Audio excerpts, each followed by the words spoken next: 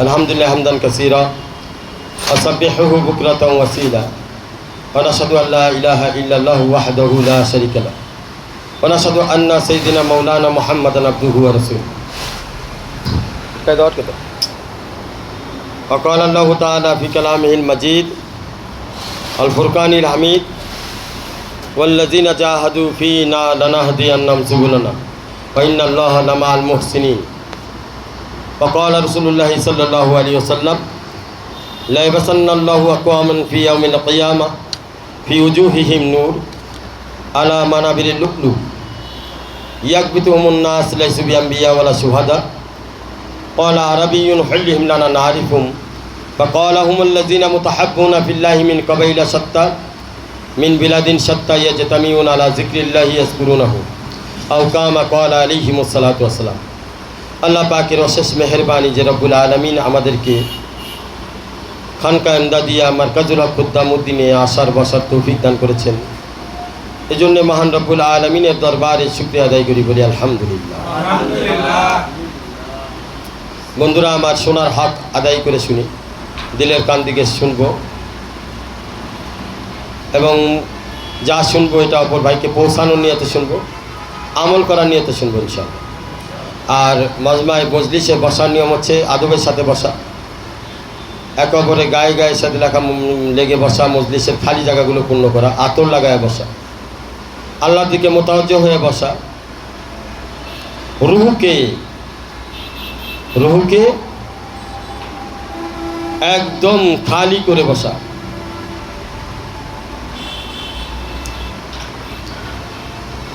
দিলকে খালি করে বসা যাতে দিলের মধ্যে নূর প্রবেশ হয়।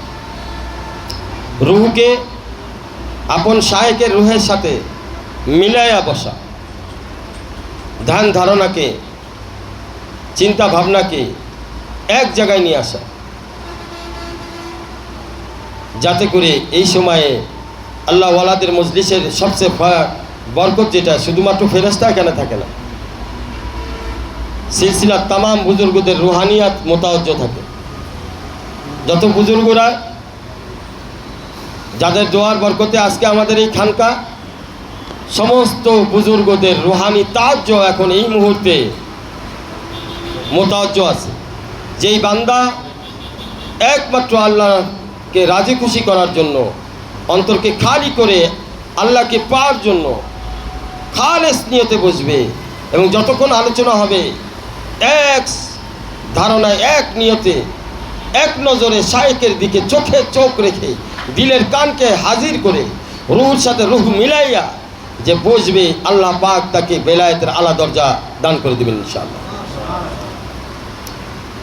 এজন্য যখন আল্লাহ ওয়ালাদের সোহবতে আমরা আসব, তখন আমাদের এলেম কালাম যা কিছু আছে সব কিছু বস্তায় বন্দি করে বাসার মধ্যে থুয়ে দেবে। কারণ আপনি যদি আলিম হয়ে বসেন তো এলেম তো আপনার আছে, এখানে বসার দরকার নেই। তো আপনি যদি জ্ঞানী হয়ে বসেন, আপনার জ্ঞান তো আছেই, তাহলে এখানে দরকার কি? এই সোহবতের নূর হচ্ছে রসুলের কলব থেকে পাস হয়। আপনি আলেম আছেন, আপনার মধ্যে আরো ইজাফা হবে। আপনি জ্ঞানী আছেন, আপনার মধ্যে আরো ইজাফা হবে যদি আপনি দিলকে খালি করে বসেন। যখন আল্লাহ ওয়ালাদের সোহবতে বসবো, তখন ছোট বাচ্চা বাপের সামনে যেমন বসে, ছাত্র যেমন উস্তাদের সামনে যেমন বসে, এটাও একই জিনিস। বলকে সোহবত হচ্ছে হাকিকি মাদ্রাসা, যেটা রসুল সাল্লাল্লাহু আলাইহি ওয়াসাল্লাম থেকে চলে আসছে, এখন পর্যন্ত একই নকশা বিদ্যমান আছে, নকশায় পরিবর্তন হয়। বাকি দর্শে নিজামি যে মাদ্রাসা, এটা পরবর্তীতে ইজমাই উম্মত ওনাদের ওসিলায় এই মাদ্রাসাগুলি কায়েম হয়েছে।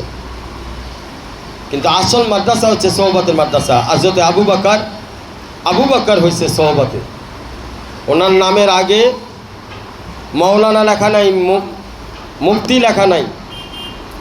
হযরত মৌলানা মুফতি হযরত শাইখুল মাশায়েখ আল্লামাতুদ দাহার হযরতে আবু বকর রাদিয়াল্লাহু তাআলা কে বলে নাকি ডাইরেক্ট হযরত আবু বকর, হযরত ওমর, হযরত ওসমান। দেখেন কীভাবে মিটাইছে, সোহবত মিটানি শেখায়। আর দর্শে নিজামি তাকাব্বুর শেখায়। কারণ তার নামের আগে অনেক লকব পড়তে পড়তে নাম খুঁজে পাওয়া যায় না। এগুলি তাকাব্বুর লকব। ভাই লকব নিজে না লাগাই, নিজের লকব আল্লাহ যেন তোমার লকব লাগায় দেয়, সেটার মোতালাসি হই। আল্লাহ যেন লকব লাগায়, আল্লাহ যেন তোমার উপাধি দিয়ে দেয়। এলমে মারেফত হচ্ছে বিলীন হওয়ার আরেকটা নাম, ফানা হওয়ার আরেকটা নাম। হযরত মাওলানা হাকিমুল উম্মাত শাহ আশরাফ আলী থানভী রহমাতুল্লাহর কাছে তার এক মুরিদ আসলেন।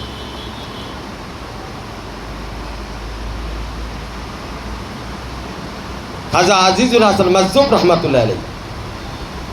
বলছে তুমি কেন আসছো? উনি একটা শের পড়ছেন, উনি তো শায়ের ছিলেন। নেহি হে কুছ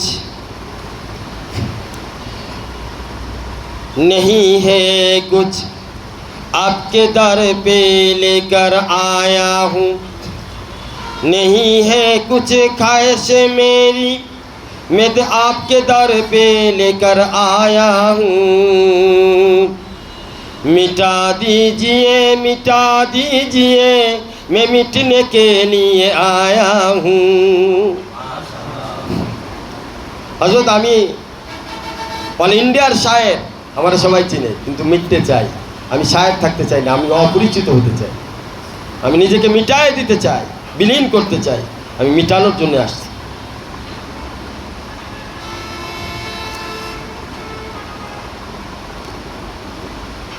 বন্ধুরা আমার, ইলমে মারিফতের মূল লক্ষ্য উদ্দেশ্য নিজেকে মিটায়া দাও, গুমনাম হয়ে যাও। বিশ্বে হাফি রহমাতুল্লাহ আলাইহি এক জঙ্গলে গিয়ে সফরে যাইতে যেতে এক জঙ্গলের মধ্যে চলে গেলেন। জঙ্গলে খাবার পানি কিছুই নেই, অনেক খোঁজাখুঁজির পর এক কুয়া পেলেন। কুয়ার মধ্যে যায়, তাকে পানির লেয়ার অনেক নিচে, অনেক চেষ্টা করতেছেন লেয়ারটা কেমনে উপরে উঠানো যায়, কোনোভাবেই কোনো ব্যবস্থা করতে পারেন নাই। ওয়েট করতেছেন, অপেক্ষা করতেছেন, কুয়া যেহেতু আছে কেউ না কেউ তো আসবে। ইতিমধ্যে এক মহিলা পর্দা করে ওখানে আসলেন, আসার পরে কি জানি পড়লেন, আর কুয়ার পানিটা উপরে আসলো, আর ডোল ভরে নিয়েছিলেন। বিশ্বে হাফি রহমাতুল্লাহ আলাইহি কে? হযরত ইমাম মালিক রহমাতুল্লাহ আলাইহির শায়েখ। অথচ একজন মদখোর ছিল। এক মদখোরের কাছে ইমাম মালিক, এই ব্যাপারটা ইমাম মালিক, এটা কিন্তু ব্যাপারটা সহজে করে দিছে। ইমাম মালিক কি, এটার ব্যাখ্যা দিতে গেলে এই সারাদিন লাগবে, সারা রাত লাগবে। অতএব ফোকাহার লাইনে ওনার থেকে বড় কেউ নাই। বাকি সব ইমামই ওনার সাক্ষাৎ। ইমাম মালিক হচ্ছে এমন শখসিয়াত,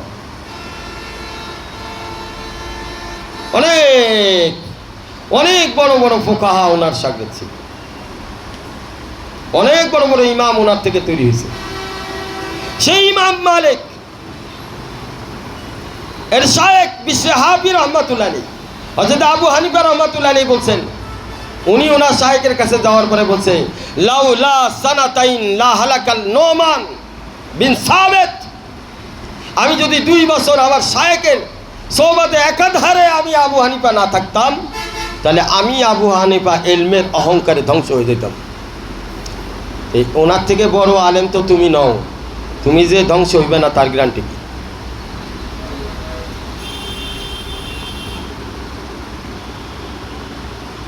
বিশ্বে হাফি রহমাতুল্লাহ আলাইহি আল্লাহ আল্লাহ আল্লাহ চিন্তায় পড়ে গেলেন। এক মহিলা এসে কি পড়লো, আর পানির লেয়ার উপরে এসে গেল, অথচ জগৎ বিখ্যাত বুজুর্গ আমি। হাজারো মানুষ আমার কাছ থেকে সবক নেয়, আর আজকে জঙ্গলে এসে আমার সব সবক হারাইয়া গেছে এক মহিলার কাছে। সব সবক কি গেছে? হারায় গেছে। মনে রাখতে হবে, নিজেরকে বুজুর্গ মনে করো না, তোমার চেয়েও বড় মাছ আছে সমুদ্রে। তোমার চেয়েও হযরত মুসা আলাইহিস সালাম কইতে গিয়া ধরা খাইয়া পরে সাগরে ধোয়া লাগছে খিজির আলাইহিস সালাম। আরও অনেক আল্লাহওয়ালারা আছে যারা গোপনে নামহীন, চিনে না মানুষ, কিন্তু আল্লাহর সাথে সম্পর্ক এমন, যদি কসম খায়া বসে তাহলে পুরা করতে বাধ্য, আল্লাহ পুরা করতে বাধ্য। দোস্ত আমার, বিশ্বে হাফি রহমাতুল্লাহ আলাইহি গেলেন ওই মহিলার কাছে, আর পর্দার আড়ালে বললেন, আম্মা জান আমি একটা বিষয় আপনার কাছে জানতে চাই। কি বিষয় বলেন? যে আমরা মুসাফির, অনেকক্ষণ ধরে অপেক্ষায় আছি, কোনোভাবেই পানি ব্যবস্থা আমরা করতে পারলাম না। আপনি আসলেন আর পানি উপরে চলে আসলো, রহস্যটা জানতে চাই। তখন ওই মহিলা পর্দার আড়াল থেকে বলল, তোমার নাম কি? বলছে, আমি হচ্ছে বিশরে হাফি। ওই সেই জগৎ বিখ্যাত বুজুর্গ ইমাম মালিকের সাহেব বিশরে হাফি, সেই হাফি না তো? হ্যাঁ, আমি সেই হাফি। বিশরে হাফি বলা হয় যে খালি কদমে সে সবসময় চলতেন, পায়ে কোনো সময় পড়তেন না, কোনো কিছু পড়তেন না, পায়ে কোনো জুতা পরতেন না। ওনার শায়েকের হাতে বায়াত হওয়ার সময় জুতাহীন অবস্থায় ছিলেন। ওই কদর করার, ওনার ওই সম্মানে সে সারা জীবন আর জুতা পরে নাই। যেই রাস্তা দিয়ে উনি হেঁটে চলতেন সেই রাস্তা পরিষ্কার থাকতো সবসময়। এটা ওনার কারামত ছিল। এইরকম একজন কারামতওয়ালা আল্লাহওয়ালা এক মহিলারে দরখাস্ত করতেছে, রহস্যটা কি বলেন তো? হাই, এই মহিলা তখন বলল যে আপনি বিশরে হাফি, সেই বুজুর্গ, বিখ্যাত বুজুর্গ। আমার তো কপাল খুলে গেছে যে আপনার কদম আমার এই কুড়ে ঘরের মধ্যে পড়েছে। আল্লাহ আল্লাহ। তো বলছে, মা আমি তো ওই জন্যে আসি নাই, আমি তো আসছি, আমাদের পানি দরকার, কোনো ব্যবস্থা করে দেওয়া যাবে কি? আপনি তো পারেন। আমি অনেক চেষ্টা করছি, কোনো রকম হয় না, পানির লেয়ার আসে না উপরে। তো কি বলেন, আপনার দোয়া কবুল হয় আমরা শুনেছি। আপনার রাস্তা সবসময় পরিষ্কার থাকে, আল্লাহ কুদরতিভাবে পরিষ্কার করে রাখে আমরা শুনেছি। আজকে আপনি পানি উঠাইতে পারতেছেন না। পারতেছি না, কি করবো মা, একটু ব্যবস্থা যদি করা যায়। আচ্ছা, আমি একটা প্রশ্ন করি, আসলে আমার এই অবস্থা কেন হইল আজকে, এটা বলতে পারবেন? তো মা ভিতর থেকে উত্তর দিচ্ছে, বাবা তোমার নাম তোমারে খাইছে। ওই যে সারা বিশ্বে তুমি পরিচিত হয়ে গেছো, যে এত বড় নাম হয়ে গেছে, এই নামই আজকে তোমাকে তোমার মর্তবা, তোমার মাকামের ওই স্তর থেকে নামায় দিচ্ছে। কারণ দুনিয়াতে যে যত নামওয়ালা হবে, আখিরাতে সেই নামের পরিমাণে হিসাব করা হবে। ইখলাস কতটুকু ছিল নামের ভিতরে, আর কতটুকু নামের ভিতরে ইখলাস ছিল না, ওই পরিমাণ অনুযায়ী তার মাকাম কমবে অথবা বাড়তে পারে। আমরা নামওয়ালাদের পিছনে ঘুরি, বেনামওয়ালাদের পিছনে ঘুরেন, তাহলে নিজের নফস মিটবে। কিছুদিন বেনামওয়ালাদের পিছনে ঘুরেন, নামওয়ালাদের পিছনে ঘুরা নাম পাবেন সত্যি, কিন্তু বেনামওয়ালাদের পিছনে ঘুরা ইখলাস পাবেন ঠিক, তাকওয়া পাবেন, খোদা ভীতি পাবেন, আল্লাহর সম্পর্ক পাবেন। বেনামওয়ালাদের সাথে ঘুরেন। আলেমরা সাধারণত বড় বড় আলেমদের পিছনে ঘুরে, আমরা সালিকিনদের নিষেধ করি, তোমরা বড় বড় আলেমদের পিছনে ঘুরো না। তোমরা গরিব চাষা বসা গরিব মানুষ, ঋষি মুচি, এদের সাথে উঠা বসা করো। কারণ বড় বড় আলেমদের সাথে যারা বেশি উঠা বসা করে, আমরা দেখছি তাদের ভিতরে অহংকার তৈরি হয়। তাদের কথাবার্তা, তাদের ল্যাঙ্গুয়েজ, তাদের আচার আচরণ পরিবর্তন হয়ে যায়, তাদের অভ্যাস পরিবর্তন হয়ে যায়। এজন্য তাদের ইসলামের জন্য আমরা বলবো যে তোমরা সাধারণ মানুষের সাথে উঠা বসা করো। আল্লাহ রসুল সাল্লাল্লাহু আলাইহি ওয়াসাল্লাম সাধারণ মানুষের সাথে বেশি উঠা বসা করতেন। ওনার পুরা জীবন ছিল মিসকিনদের সাথে। আর আল্লাহ রসুল দোয়া করছেন যে আল্লাহ আমার যেন কিয়ামতের ময়দানে মিসকিনদের সাথে হাসর হয়। বন্ধুরা আমার, আজকে আমরা কতটা পিছায় গেছি। এলমে মারিফত আমাদেরকে শেখায় বিলীন করা, নিজেকে বিলীন করো। মুসলমানদের জীবন আমলওয়ালা হবে, মালওয়ালা হবে না। আশ্চর্য বিষয়, মুসলমানদের জীবন হবে আমলওয়ালা। তাদের থৈলার মধ্যে হাত দিলে আমল পাওয়া যাবে, আর বেদিন কাফেরদের থৈলার মধ্যে হাত দিলে টাকা পাওয়া যাবে, অহংকারের সামান পাওয়া যাবে। কেমনে? একজন মুসলমানের থৈলার মধ্যে হাত দিবেন, বটোয়ার মধ্যে হাত দিবেন, দেখবেন মেসাব পাওয়া যায়, কিস পাওয়া যায়। দেখবেন ভিডিও না করি, ভিডিও খেয়াল করে, ভিডিও করা নিষেধ। মজলিসের মধ্যে ভিডিও না করি, যদিও এটা সরাসরি হয়ে গেছে, খেয়াল করি।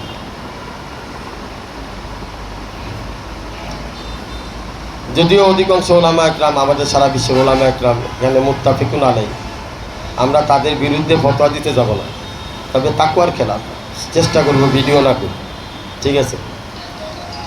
তো যে কথা বলতে চাইছিলাম, মুসলমানদের পকেটে হাত দিলে মেসওয়াক পাওয়া যাবে, তসবিহ পাওয়া যাবে, আতর পাওয়া যাবে, পকেটে বিভিন্ন আমল পাওয়া যাবে। তাদের মোবাইলের মধ্যে দেখলে বিভিন্ন অলিদের বয়ান পাওয়া যাবে, বিভিন্ন কিতাব পাওয়া যাবে, কোরআন পাওয়া যাবে। আর বেদিন যারা যারা দিনদার না, তাদের ভিতরে সম্পদ পাওয়া যাবে, সম্পদের অহংকার পাওয়া যাবে, সম্পদের পাহাড় পাওয়া যাবে। কিন্তু একজন মুসলমান এমন হবে না, মুসলমানের জীবন হবে আমলওয়ালা, মুসলমান কখনো মালওয়ালা হবে না। বন্ধুরা আমার, একটু আল্লাহ তাআলা মাল দেয়, কাফিরকেও মাল দেয়, বেদিনকেও মাল দেয়, ফাসিককেও মাল দেয়, অর্থ দেয়, রিজিক দেয়। আরেকজন আল্লাহ পাক আরেকজন মুসলমান আল্লাহওয়ালাদেরকে, ইমানদারকে, একিনওয়ালাকেও মাল দেয়, দুবাইকেই মাল দেয়। কিন্তু কারো মালের ব্যাপারে আল্লাহ পাকের রেজামন্দি থাকে, আল্লাহ পাক রাজি খুশি থাকে কারো উপরে, আর কারো মালের ব্যাপারে আল্লাহ পাক নারাজ থাকে। যার মালের উপরে আল্লাহ পাক রাজি থাকে তার মালের মধ্যে বরকত হয়, তার জীবনের মধ্যে বরকত হয়, তার ঘরের মধ্যে শান্তির পরিবেশ কায়েম হয়, ইসলামের পরিবেশ কায়েম হয়, নূরের পরিবেশ কায়েম হয়, ইখলাসের পরিবেশ কায়েম হয়, আল্লাহওয়ালাদের পরিবেশ কায়েম হয়। তার রিজিকের মধ্যে ভরপুর বরকত হয়, জীবনের মধ্যে ভরপুর বরকত হয়।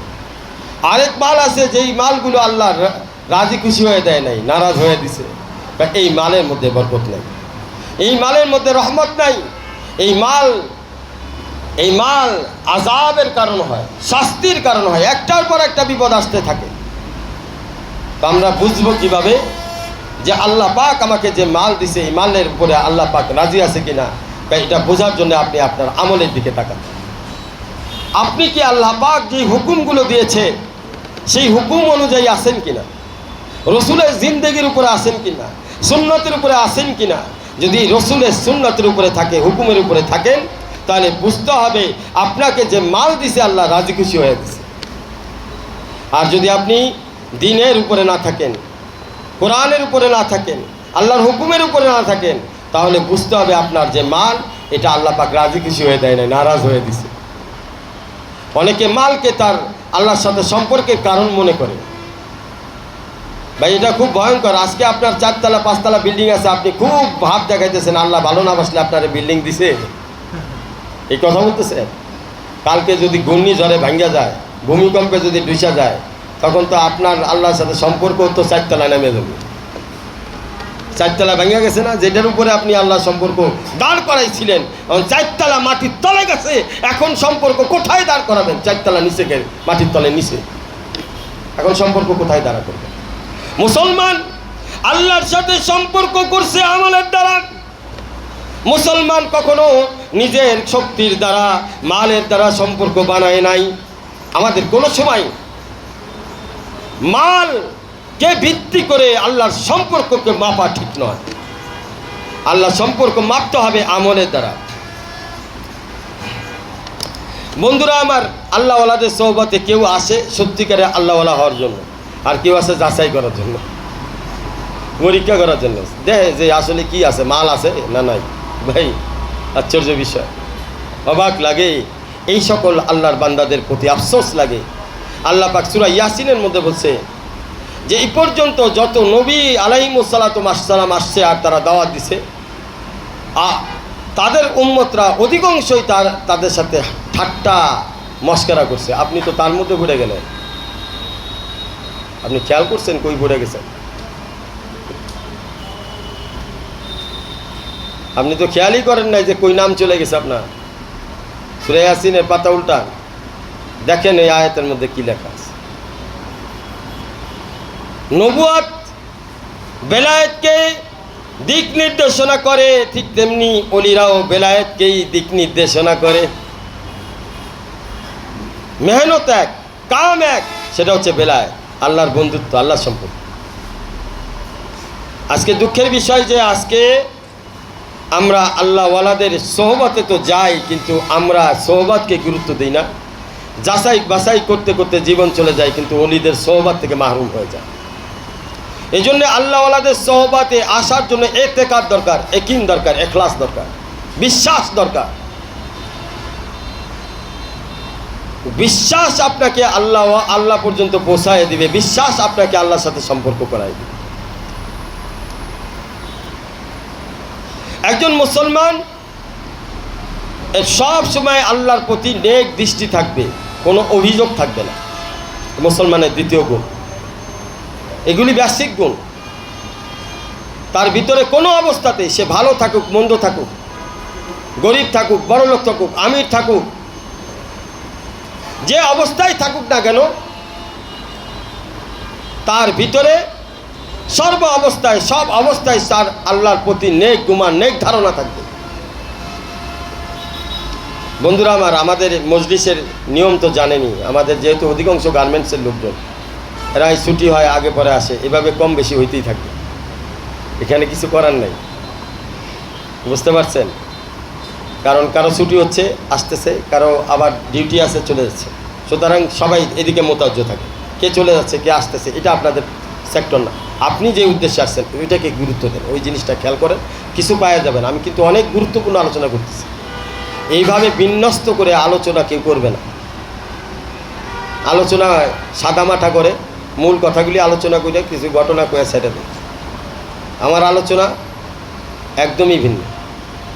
আমার হযরত আলা করাচি হাকিম আক্তার সাহেবের কাছ থেকে নকশা আমি শিখেছি যে আমার আলোচনা যদি আপনি শুনেন, বুঝার কোনো কিছু বাকি থাকতো না ইনশাআল্লাহ। এসকাল তো দূরের কথা, আপনি নিজে এসকালের মধ্যে ঘুরে দেবেন। আমার আলোচনা অনেক ওলামারা শুনে, কিছুক্ষণ শোনার পরে আমার বলে, হযরত আর আগাইতে পারতেছি না। কেন? ভয় করতেছে। ঢুকছিলাম আপনার ভুল ধরার জন্য, এখন দিয়ে আমার ভুল বার হইতেছে, তাড়াতাড়ি সরে গেছি।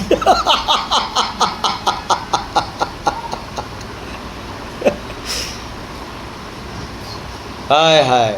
আমার হযরত আলা করাচি শাহ হাকিম মোহাম্মদ আক্তার সাহেব নাব্বার আল্লাহ আমার কাদাও বলতেন যে समझाने ही ये खुद चला है मुझे समझाने। सोहबत की नूर तुम क्या समझते हो? ये डायरेक्ट आता होता है, आता होता है। তুমি এটা বুঝবা, তুমি নিজেই এই জগতের না, বুঝো না কিছু, আমারে বুঝাইতেছো। হযরত আলা করাচি বলতেন, এটা বারবার বলতেন যে আমারে বুঝাইতেছো। আতা বুঝো কি জিনিস? আতা হয় যখন শায়েক আলোচনা করে, তো তখন আতা হইতে থাকে, এলমে লাদুনি হইতে থাকে, এলমে ওয়াহাবি হইতে থাকে, এলমে ইলহাম হইতে থাকে।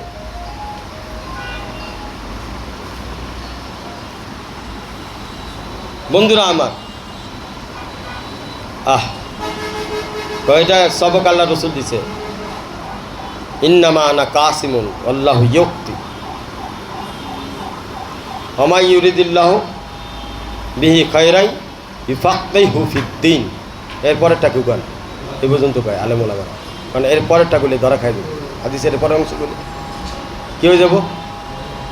ধরা খাই দেবো। হাদিসের পরের অংশ হলো ওয়া ইলহিমহু রুশদা। তুমি ইউফাক্কিহু ফিদ্দীন হইলা কেমনে? ইলহিম ছাড়া, এলহাম ছাড়া।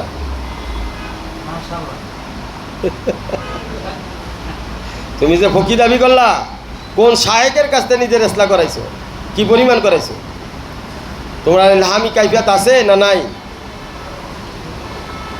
ওই ইউফাক্কিহু ফিদ্দীনের জন্য উপরেরটা শর্ত যে আছে, এটা তো কও না বয়ানের মধ্যে, সব এই পর্যন্ত কয়। এই আল্লাহওয়ালাদের সবক এগুলি জানতে হবে। মাশাআল্লাহ, আল্লাহ কবুল করুক, আল্লাহ বুঝার তৌফিক দান করুক। তো একজন মুসলমানের গুরুত্ব হলো সে কখনো অভিযোগ করবে না আল্লাহর প্রতি, তার কোনো অভিযোগ থাকবে না, অভিযোগের সুর থাকবে না, অভিযোগের বাহানা থাকবে না, কোনো কেনায়া থাকবে না, কোনো ইশারা থাকবে না। সে খালেসান মুখলেসান আল্লাহর প্রত্যেকটা হুকুমের উপরে রেজামন্দি থাকবে, আল্লাহর প্রত্যেকটা ফয়সালার উপরে রাজি থাকবে। তার আল্লাহর প্রতি নেক ধারণা, সুধারণা, প্রত্যেক হার ওয়াক্ত, হার সেকেন্ড তার আল্লাহর প্রতি নেক ধারণা থাকবে। হযরত জাবের ইবনে আব্দুল্লাহ রাদিয়াল্লাহু তাআলা আনহু মৃত্যুর সময় রাসূলুল্লাহ সাল্লাল্লাহু আলাইহি ওয়াসাল্লাম বলেন, হে জাবের, তুমি এইভাবে আল্লাহর সাথে মিলিত হও যেন তুমি আল্লাহ পাকের ফয়সালের উপরে তুমি রাজি থাকো আর আল্লাহ পাক তোমার উপরে রাজি থাকে।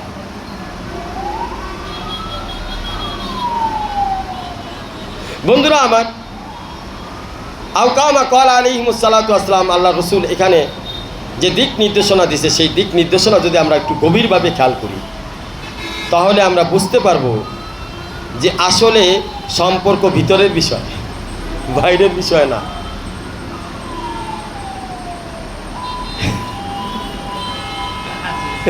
সম্পর্ক ভিতরের বিষয়। আল্লাহ রসুল সাল্লাল্লাহু আলাইহি ওয়াসাল্লাম হযরত জাবের রাদিয়াল্লাহু তাআলাকে মৃত্যুর সময় ইলমে মারিফতের দিকে ইশারা করছে, আল্লাহর ইশকের দিকে ইশারা করছে, আল্লাহর তাআল্লুকের দিকে ইশারা করছে। আর এইগুলি সব কলবের সাথে সম্পর্ক, ভিতরের সাথে সম্পর্ক।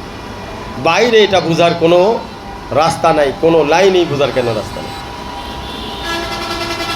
আহা, রসুল সাল্লাল্লাহু আলাইহি সাল্লামের জামানায় আল্লাহ রসুল সাল্লাল্লাহু আলাইহি সাল্লাম একবার দরজা দিয়ে ইশারা করতেছে, এখন যে লোকটা আসবে এই লোকটা হলো জান্নাতি। এই লোকটা কি? এই লোকটা কি? জান্নাতি। এইভাবে 3 দিন ঘোষণা করলেন। 3 দিনই এমন একটা লোক ঢুকছে যার কেউ চিনে না, অতটা মারুফ না, অতটা পরিচিত না। আল্লাহ রসুলের সাহাবী সোহবতে আসে এতটুকু। তার পাশে মাহিরিন ছিল, সারা রাত ইবাদত করে, সারা দিন রোজা রাখে, সারা দিন জিকির করে, এরকম মাহিরিন ছিল। কি ছিল? বড় বড় সাহাবী ছিল। তার মধ্যে এক সাহাবী চিন্তা করলেন যে আমি তাইলে পরীক্ষা করি ওনার ভিতরে কী আমল আছে। তিনি মেহমান হিসেবে তার বাসায় গেলেন। মেহমান হিসেবে বললেন, আমি মুসাফির, আমারে কিছুদিন মেহমান রাখেন।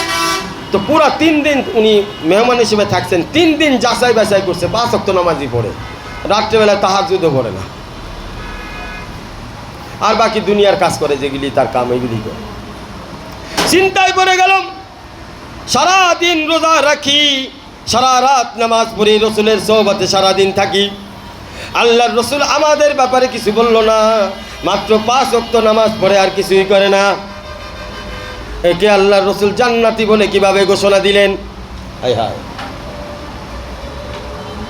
এবারে বাধ্য হয়ে 3 দিন পরে নিজেই প্রশ্ন করলেন, হুজুর আসলে বাহানা ছিল মেহমান হওয়ার, আসলে বাহানায় আমি আপনার আমল তালাশ করতেছিলাম, কিন্তু 3 দিনের মধ্যে আপনার এমন কোনো আমল আমি দেখলাম না যেটা গ্রহণযোগ্য।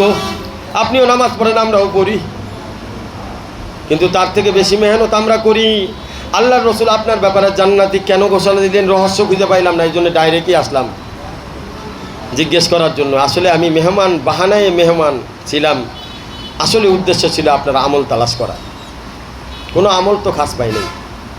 তো বললো যে আমি তো আসলে আমি নিজের ভিতরে তেমন কোনো কিছু খুঁজে পাচ্ছি না, রসুল কেন আমাকে জান্নাতি ঘোষণা করছে। আমিও দেখেন এটা তার কি ছিল, ফানাইয়াত ছিল। এটা কি ছিল? সে নিজেকে ফানা করছে। সে বলতেছে আমার ভিতরে তেমন কিছু নাই, খুঁজে পাচ্ছি না। আর আপনি যদি আমার পাম দিতেন তাহলে আমি করতাম আমি অমক তমক, এই সেই। পামের চোটে একেবারে আসমান পর্যন্ত চলে গেলাম বলে বুজুর্গ সাবেত করতে করতে দিয়া। দেখেন না কোনো আলেমরে, বর্তমান আলেম পটানি কোনো ব্যাপার না, কিছু পাম মারবেন, এটা রুলস বলে দিলাম। আলেমদের কাছে যাবেন, বিস্কুট চা খাওয়াবেন আর পাম পাবেন খালি। সে যেটা কয় হা হুজুর, হাও জি হুজুর, ঠিক ঠিক, আপনি ঠিক, আর বাকি বেটি। ওই আলেম যদি পরের দিন আপনাকে তার শ্বশুর বাড়ি না নিয়ে গেছে, আমার নাম কেটে নাম থুয়ে দেবো।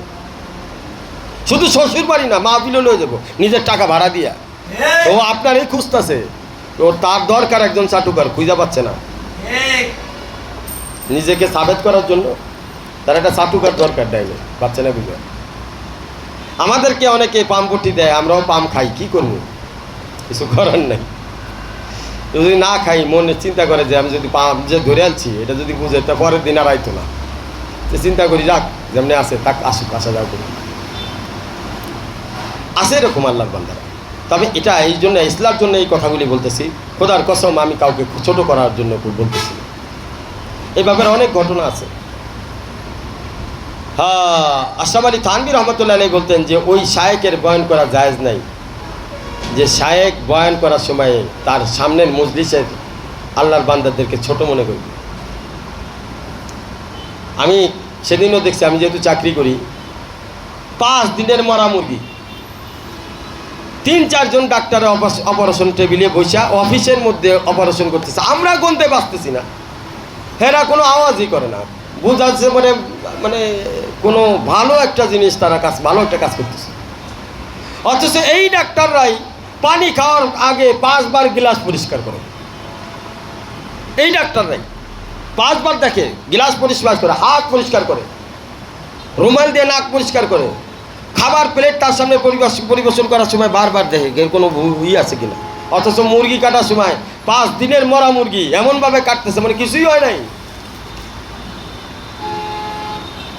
কারণ এটা তার প্রফেশনাল দিক, এটাই তার কাম। আল্লাহওয়ালাদের কাম ইসলাহ করা, এটাই তার কাম। এই ছোট বানানোর কোনো, এখানে রুগী আসবে ইসলাহ করবে, তার কাছে এটা প্রফেশন, এটাই তার কাম। সে এখানে কাউকে ছোট মনে করে আলোচনা করে না, বয়ান করে না, কারণ এটা তার কাজ, এই কাজই তার রুজি রুটি, আল্লাহর সাথে সম্পর্ক। বন্ধুরা আমার,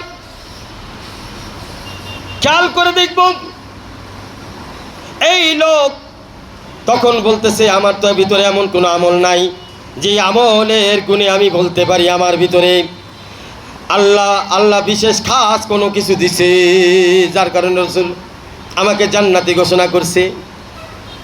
কিন্তু এও নাসর বান্দা, 3 দিনের কষ্ট বৃথা যেতে দেব না, আছে না ইলেকশন, মানুষ যখন ইলেকশন করে, যখন মিছিল করে, বৃথা যেতে যাব না, শহীদের রক্ত বৃথা যেতে দেব না। তো এই বুজুর্গ আল্লাহ রাসূলের সাহাবী, সেও তো কম না, কোনো না কোনো বিষয় আছে, নিজের ফানা করতেছে বুঝতেছি, কিন্তু ভিতরেরটা বাইর করতে হবে। তাকওয়া ভিতরের বিষয়, মারফত ভিতরের বিষয়, বার করলেই তো গেল। এই জন্য আল্লাহওয়ালারা তার ভিতরের বিষয়গুলি বাইর করতে চায় না। তবে যদি বুঝতে চান কার সম্পর্ক কত, দোয়ার দিকে খেয়াল করবেন। বলে দিলাম কোন আল্লাহওয়ালার সম্পর্ক কার সাথে কত বেশি, আল্লাহর সাথে কত বেশি, এটা আপনি, সে যখন দোয়া করে মজলিসের মধ্যে, আপনি তার দোয়া খেয়াল করবেন। কারণ আশেক যখন মাসুকের সাথে কথা কয় তখন নিজের গোপন রাখতে পারে না, দোয়ার মধ্যে প্রকাশ করেই ফেলে। আর আপনার যদি নজর ঠিক থাকে তাহলে আপনি ধরেই ফেলতে পারবেন। অধিকাংশ ওলামা একরামদের দোয়া দেখি জাহান্নাম থেকে বাঁচতে চায়, জান্নাত পাইতে চায়।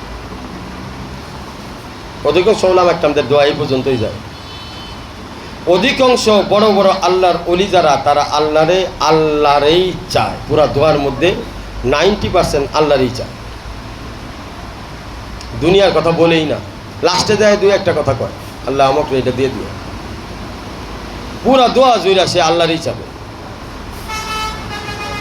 পুরা দোয়া জুড়ে। যারা বড় বড়, যারা মারেফতের উঁচা দরজা হাসিল করছে,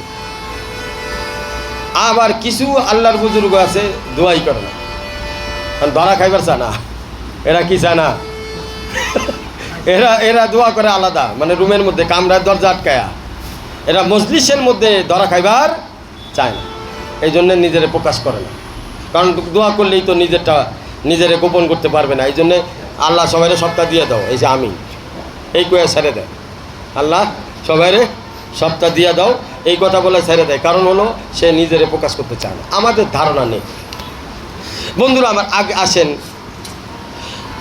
ধারণার ব্যাপারটা যখন আসলো, তাহলে হাদিসে কুদসির দিকে যাই। আনা ইনদা জান্নি আবদি বি, আপনি আল্লাহ সম্পর্কে যেমন ধারণা করবেন তেমনিভাবে আল্লাহ তাআলা আপনার সাথে ব্যবহার করবে। এখন এই সাহাবীর নেক ধারণা ওই আল্লাহর বান্দার উপরে যে অবশ্যই না অবশ্যই কোনো না কোনো গুণবাচক দিক আছে, যার কারণে রাসূল তার ব্যাপারে বলছে। অনেক অনুনয় বানার পরে নিজের ভিতরটা প্রকাশ করে না, লাস্টে অবশেষে বলছে যে বাবা রে, যখন ছাড়তেছই না তাইলে আমার একটা খাস আমল আছে বলেই দিই। কি এটা বলেন? আমার সবচেয়ে খাস আমল হলো আমি রাত্রেবেলায় সবাইরে মাফ করে দিয়া ঘুমাই, কারো প্রতি আমার কোনো অভিযোগ নাই। যে আমার ঠকাইছে, যে আমার ব্যথা দিছে, তারাও আমি মাফ করে দিই। এই একটাই আমল আছে আমার। তখন সাহাবী বলছে, হ্যাঁ এইটাই, লাখো কোটি বছর মেহনত করেও এই গুণ হাসিল করা কঠিন। ভাই আঘাত দিছে আপনারে, এত সহজে মাফ করে দিবেন? এইরকম দিল কয়জনের আছে? হযরত আশরাফ আলী থানভী তার ভক্তরে ধমকাইতেছে, এত বারে ভুল করে। হ্যাঁ, হুসাইন আহমদ মাদানী শুনতেছেন রহমাতুল্লাহ আলাইহি। হুসাইন আহমদ মাদানী বলে মাফ করে দেন। আশরাফ আলী থানভী বলে একবার দুইবার মাফ করা যায়। খাদেম এটা এমন যে বারবার ভুল করে, কতবার মাফ করা যায়? এবার হুসাইন আহমদ মাদানী বুজুর্গদের মধ্যে কানেকশন কেমন? হুসাইন আহমদ মাদানী বলে যতবার আল্লাহর কাছে আপনি মাপ চান ততবার মাফ করা যায়। দেখছেন ইসলাম হচ্ছে কিভাবে? মিয়া আপনি ভালো না, আপনার এইটা ভালো না, আমি হইলে কি করতাম? হ্যাঁ মিয়া আপনারা কেরা বুজুর্গ বানাইছে? হ্যাঁ, খাদেমের সাথে এরকম ব্যবহার করেন। হ্যাঁ, আমরা একটা বদ ধারণা নিয়ে করে লোক ভালো না। কিন্তু হুসাইন আহমদ মাদানী দেখেন কোথায় কথা বলছে, সম্পর্ক বোঝা যায় কথায়। যে সত্যিকারে আল্লাহওয়ালা হবে, যে সত্যিকারে আল্লাহর পথের প্রতীক হবে, তার কথার মধ্যে ইসলাহ হবে, তার কথার আওয়াজ শুনে বোঝা যাবে, তার কথার মধ্যে মাধুর্য থাকবে, কথার মধ্যে এমন ভাবে টান থাকবে, আকর্ষণ থাকবে যে প্রত্যেকটা কথাই যেন তার দিলের গভীর আঘাত করছে আর দিলকে আল্লাহর সাথে সম্পর্ক করাই দিচ্ছে। আমার শায়েকের কথা কেমন ছিল? আল্লাহু আকবার। আমার হযরত আলা করাচি হাকিম মোহাম্মদ আক্তার সাহেব নাব্বারাল্লাহু মারকাদাহু সোহবতে যখন আমি যাইতাম, হযরত আলা বলতো নিজের পরিচয় দাও। আমি কি আমার কোনো পরিচয় নাই?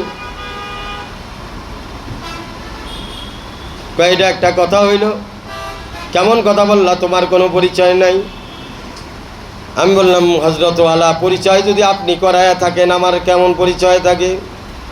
ওইটা কি ব্যাপার, কয়েকটা শের দিয়ে বুঝাইয়া দিই। আপনার জবান থেকে শুনছি আপনি শাহ আব্দুল গনি ফুলপুরি রহমাতুল্লাহ আলাইহির কাছে যে শেরটা পড়তেন, আমিও আজকে সেই শেরের পরিচয় দিয়ে বলবো আমার কোনো পরিচয় নাই। আমার যা পরিচয় হয়েছে সব আপনার উসিলায়। শেরটা শোনাও তাইলে। তूने मुझे क्या से क्या शौक़े फरावा कर दिया, तूने मुझे क्या से क्या शौक़े फरावा कर दिया, पहले जान फिर जाने जा फिर जाने जाना कर दिया, तूने मुझे क्या से क्या शौक़े फरावा कर दिया। আর হযরত আপনার সোহবতে যদি না হইতাম আল্লাহর চিন্তাম কেমনে? আল্লাহর পরিচয় আপনার মাধ্যমে পাইলাম, আখলাকের পরিচয় আপনাকে দেখা বুঝলাম কেমন হতে হয় বেলায়েতের বন্ধু, কেমন হতে হয় তার আখলাক আপনারে না দেখলে চিন্তামও না জানতামও না। আমার পরিচয় বলতে নাই, যা কিছু হয়েছে আপনার ওসিলায়। মান মুজাম্মাল আজ কামালে হাজিয়াম, মান মুকাম্মাল আজ জামালে হাজিয়াম। আশরাফ আলী থানভী রহমাতুল্লাহ আলাইহি বলতো আমার ভিতরে কোনো পরিচয় নাই, আমার পরিচয় আমার গুণ, আমার যা কিছু দেখো সব হাজী সাহেবের বরকতে। এইভাবেই নিজেকে কোনো না কোনো শায়েকের তলে যিনি যে ফানা হয়, সেই ফানাওয়ালা গাছের থেকে গাছ হয়, ফুল হয়, পাতা হয়, পাপড়ি হয়, হাজারো ভক্ত হয়। আমার শায়েক পীর মুর্শিদ আরিফ বিল্লাহ শাহ হাকিম মোহাম্মদ আক্তার সাহেব নাব্বারাল্লাহু বরকাতুহু বলতেন আল্লাহওয়ালাদের সোহবতে তার কদম তলে পেশার বরকত জানো কি? যে তোমরা আমার সামনে বসে রয়েছে, এটা নগদ। এটা কি নগদ? আর বাকি তো আছে। নগদ যেটা পাইছি শায়েকের কদমে নিজের অস্তিত্ব বিলীন করার, নিজেকে ফানা করার নগদ যে পুরস্কার পেয়েছি সেটা নয় যে তোমরা ওলামা একরাম সহ, তোমরা হাজারো আওয়াম, আজকে আমার কাছে এসে ওই ফয়েজ আর বরকত নিচ্ছ যেই ফয়েজ আব্দুল গনি ফুলপুরি থেকে আমি নিয়েছিলাম। আজকে তোমরাও আমার কাছ থেকে ওই ফয়েজ আর বরকত নিচ্ছ যেই ফয়েজ আর বরকত হাকিম আক্তার সাহেবের। আমি আমাকে প্রমোট করি না, আমি হাকিম আক্তারকে প্রমোট করি। এই খানকা হওয়ার আগে এই এলাকার মধ্যে হাকিম আক্তার সম্পর্কে কেউ জানতো না, কেউ না। আমি একমাত্র ব্যক্তি, আর এটা একমাত্র প্রতিষ্ঠান যেটা এই গাজীপুরবাসীকে, ময়মনসিংহবাসীকে হাকিম আক্তারকে পরিচয় দিয়েছে। এখন পর্যন্ত কেউ এটা মনেই করে না যে উনি মারা গেছে। আমার আলোচনা এত, আমি এত হাকিম আক্তার হাকিম আক্তার হাকিম আক্তারের জিকির করতে থাকি। এখন আরো অনেকেই হাকিম আক্তার সাহেবের খলিফা টলিফা আসতেছে আমার আসার পরে। এর আগ পর্যন্ত এখানে ওই মুফতি জাফর সাহেব তেমন আসে নাই, নুরুল আমিন সাহেব তেমন আসে নাই। এর আগে এখানে আব্দুল মতিন সাহেব আসে নাই। অ্যাট ফার্স্ট আমি এসেছি, আমি কারগুজারি নিছি, আশেপাশে খবর নিছি, এদিকে কোনো হাকিম আক্তার সাহেবের মেহনত ছিল না। আমি যখন মেহনত জারি করছি এখন বুজুর্গরা আসতেছে, এখন তো আসবেনি, নাম তো আমি দিছি বুড়াইয়া, আইবেন না, আচ্ছা আমার সবকও দিয়ে দেবেন। আগে সবক কইয়া ছিল আমার পীর ভাই, তো ওই জন্য বুঝতেছি। আগে যখন কেউ জানতো না তখন সবক তো আমি পড়াইছি, এখন আমারে তো সবক দিবেন, দিতেই থাকে, কিছু বলার নাই। আমিও সবক শুনতে থাকি। কি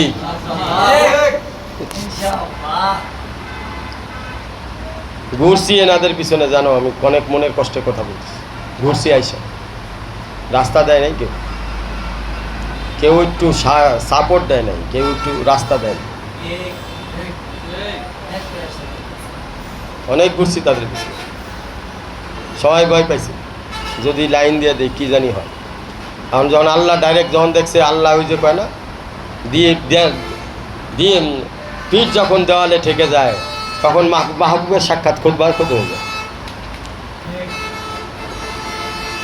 তো মাহবুব যখন নিজের পরিচয় আমার মাধ্যমে পেশ করলো, তখন এখন তো আপনারা আসবেনই, এখন তো আর ঠেকানো গেছে না, আসবেন না। আমার অযোধ্যা করাচ্ছি শাহ হাকিম মোহাম্মদ আক্তার সাহেব এই কথা বলছে। শেষ জীবনে পাশেই মাদ্রাসা, জহর আলী খান সাহেব যখন আইসা 80 বছরের কাছাকাছি হজরতের বয়স, তখন যখন আইসা মাপ চাইছে, তখন কয় এখন তো আসবেনি, যা করার তো আগেই করে আলছে, শ্বাস করে দিয়ে এখন মাপ চায়া সব আমার কাছে মাপ চায়, এটার ইসলাহ হবে। এই যে হাজারো মানুষকে দ্বিমত করেছে, হাজারো মানুষকে আমার ব্যাপারে সন্দেহ যে জায়গায় দিলেন, তাদের যে ইসলাহ হওয়ার রাস্তা, আল্লাহর সাথে সম্পর্কের যে রাস্তাটা বন্ধ করে দিলেন আপনি, সেটা কি আপনার একার মাফিয়ার দ্বারা হবে?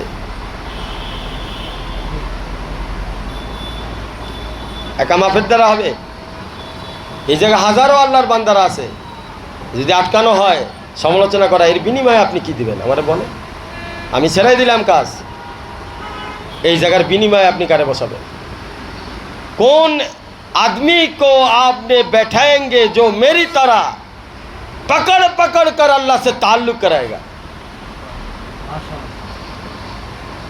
আমি চলে যাব, সমস্যা নাই, আমি নাকে খাদ দিয়ে চলে যাব, সমস্যা নাই, কিন্তু হাকিম আক্তার সাহেবের শাগরেদ বলে যাচ্ছে আমি চলে গেলে এখানে তুমি কাউরেই বসাইতে পারবে না।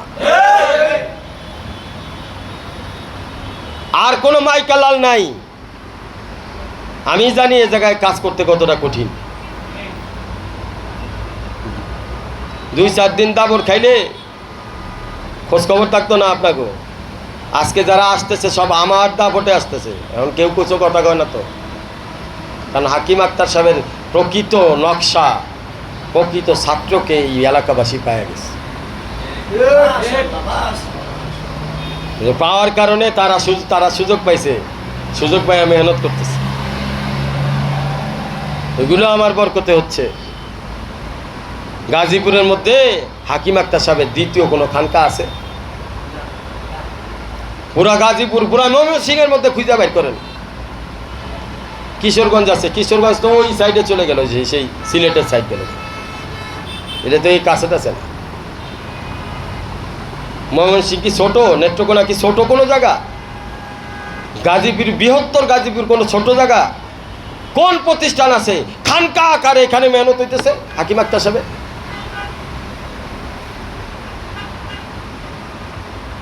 বড় বড় গল্প আপনারা সবাই দিতে পারেন, এদের নিসবতের দরকার নাই, এদের আল্লাহওয়ালা হওয়ার দরকার নাই। আপনি বছরে 1-2 দিন আয়া কি নিসবত দিয়ে যাবেন এখানে? আমি 24 ঘন্টা মেহনত করে একটা সাথীরে আল্লাহর সাথে সম্পর্ক বানাইতে দিয়া পারতাছি না, আর আপনি একদিন ব্যাটারি চার্জ করে আল্লাহওয়ালা বানাই দিবেন?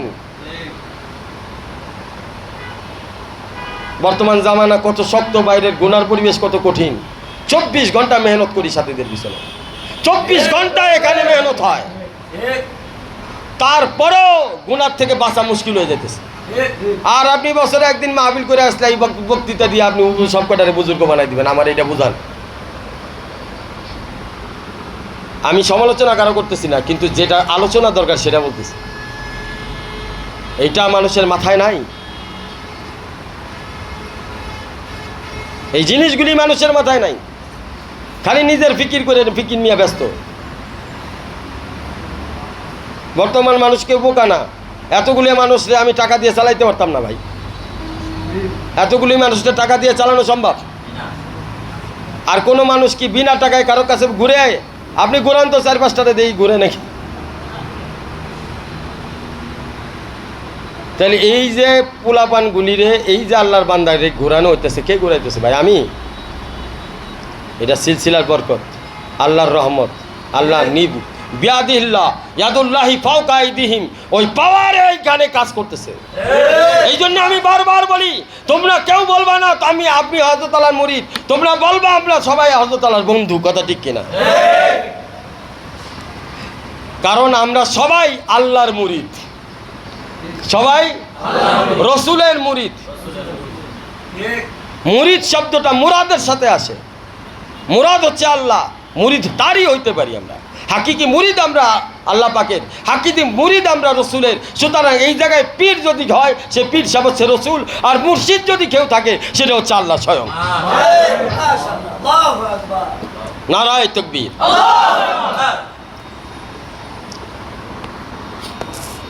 কি আলোচনা করব ভাইয়া? বিপদের সময় শয়তান মানুষকে আক্রমণ করে বেশি বেশি, বুঝতে পারছেন? যখনই কোনো মানুষের বিপদে পড়ে, কারণ সে রাস্তা খুঁজে বাঁচার জন্য, আর শয়তান তখন তার রাস্তায় এসে বুজুর্গ সাজে, আর তারে বিভিন্নভাবে সৎ পরামর্শ দিয়া, সৎ পরামর্শ দিয়া তারে আল্লাহ থেকে দূরে সরাই দেয়। তো এর থেকে বাঁচার উপায় হলো বেশি বেশি ইস্তেগফার করা। ইস্তাগফিরু রাব্বাকুম সুম্মা তুবু ইলাইহি,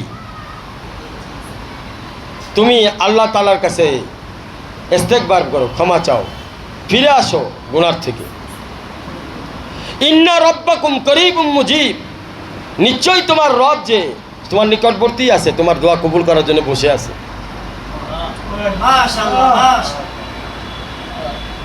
আরেক জায়গায় আসছে ইন্না রাব্বাকুম রহিমুন ওয়াদুদ, নিশ্চয়ই তোমার রব অনেক বেশি রহমত করেনেওয়ালা, অনেক বেশি মহব্বত করেনেওয়ালা, তোমার অপেক্ষায় আছে। ইস্তেগফার করো আর ফিরে আসো, এখনো তোমার এখনো হায়াত আছে, হায়াত থাকতেই কদর করো, আর আল্লাহর কাছে তওবা করো, তওবা করে ফিরে আসো, ইস্তেগফার করো, ইস্তেগফার করে ফিরে আসো আল্লাহর কাছে। আল্লাহ তোমার মহব্বতে অধীর আগ্রহে বসে আছে, তোমার উপরে রহমত বর্ষণ করবে বিধায় আল্লাহ পাক বসে আছেন, তোমার দোয়া কবুল করবে বিধায় আল্লাহ পাক বসে আছেন, তোমার নিকটবর্তী আল্লাহ খোদ নিজেই হতে চান। দ্বিতীয় বিষয় আপনার জানা দরকার, এটা ইয়াকিন থাকতে হবে যে আল্লাহ পাক সব কিছু জানেন এবং শোনেন, এটার ইয়াকিন থাকতে হবে।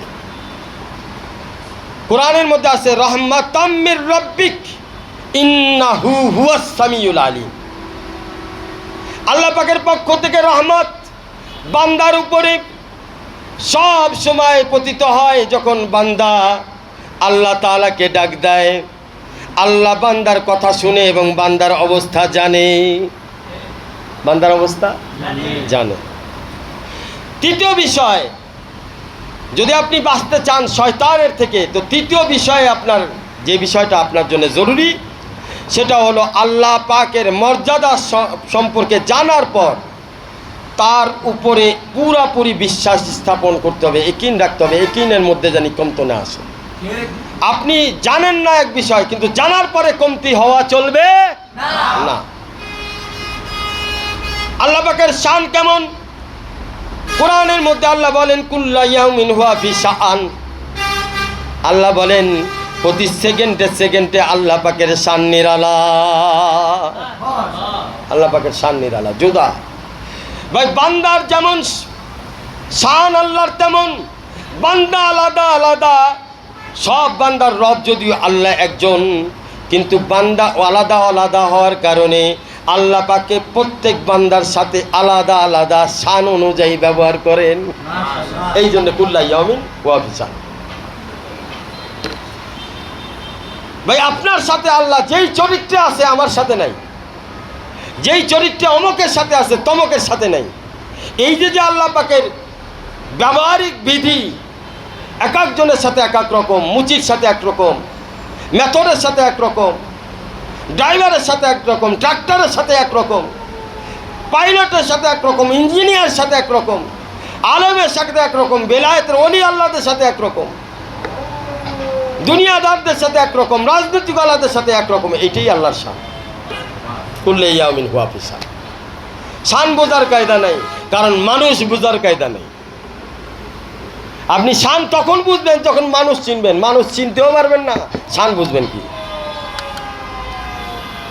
কয়টা মানুষকে চিনা পারছেন এ পর্যন্ত? চিনবেন কিভাবে? একটা মানুষের হাতের সাথে আরেকটা মানুষের হাতের নকশা মিলে না। ওই যে ফিঙ্গার দেওয়া লাগে, কি অফিসে ঢুকলে ফিঙ্গার দেওয়া লাগে। কেন ফিঙ্গার দেয়? কারণ একজনের হাতের ভিতরে যে র্যাকগুলো আছে না, যে ক্রস দাগগুলি আছে এই আঙ্গুলের ভিতরে, এই দাগগুলির সাথে আরেকজনের দাগের মিল নাই। কোটি কোটি মানুষ, কোটি কোটি অমিল, কোনো মিল নাই। তো ফিঙ্গারে ফিঙ্গারে মিলে না, চেহারায় চেহারায় মিলে না, মনে মনে মিলবে কেমনে? অন্তর বুঝবেন কিভাবে? সম্পর্ক বুঝবেন কিভাবে? আল্লাহ শান চিনবেন কিভাবে? আল্লাহ কেমন শানওয়ালা, যে যেমন জুদা রাখছে, মন আলাদা রাখছে, চিন্তা আলাদা রাখছে, শান অনুযায়ী আল্লাহ পাক তার সাথে আলাদা ব্যবহার করতেছে। এই জন্য ওলিদের কাছে আসা। কেন? ওলিদের মধ্যে খাস একটা বৈশিষ্ট্য আছে। কি বৈশিষ্ট্য? সিবগাত আল্লাহ, আল্লাহর রঙে রঙিন হয় তারা। যখন যে আসে তার রঙে রঙিন হয় ওলিদের রূপ। কেমনে তার রঙে রঙিন হয়? আল্লাহর রঙে রঙিন, যে এই জন্য রঙিন হতে পারে, ওই জন্য রঙিন হতে পারে। আল্লাহ সাহায্য করে। কি করে? কি করে?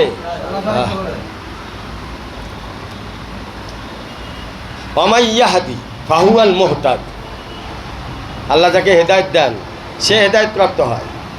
ওমাইয়ুদলিল ফালান তাজিদা লাহু ওয়ালিয়াম মুরশিদা।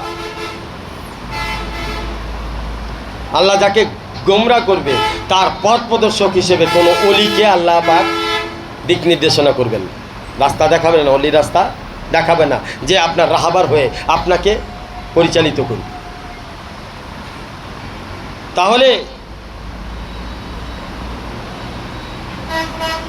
তাহলে এখানে কি বুঝাইছে? এখানে ওয়ালিয়াম সিফাত, মুর্শিদা মৌসুফ। অলি যদি শায়েখ হয়, আল্লাহ মৌসুফ। বুঝছেন তার কি?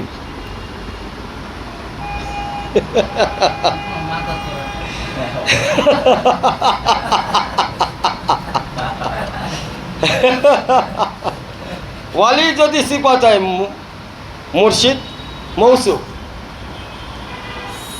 এবার আসেন অলির মধ্যে কে কে আছে?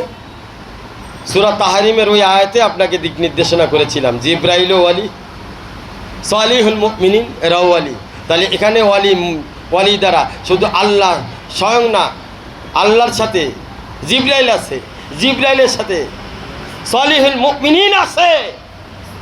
সুতরাং এখানে ওয়ালি যদি সিফাত হয় মৌসুফ, আল্লাহ, তার মানে সমস্ত অলির সাথে মৌসুফ আল্লাহ বিদ্যমান আছে। বাইর করে অলির মাখাজ কই নিয়ে গেছি, আসেন না আপনার এলেমের মার্কাজ বুঝি কদ্দুর আছেন আপনি, আমার ব্যাখ্যা দেওয়ার পরে আপনি এসকাল করবেন, আর আগে না। এগুলি আমার বলার কিছু নাই, আমরা সৌবাত উঠেছি ভাই, এগুলি সৌবাত উঠেছি, এগুলি আমার মুখের কথা না, আমার হজরতের কথা।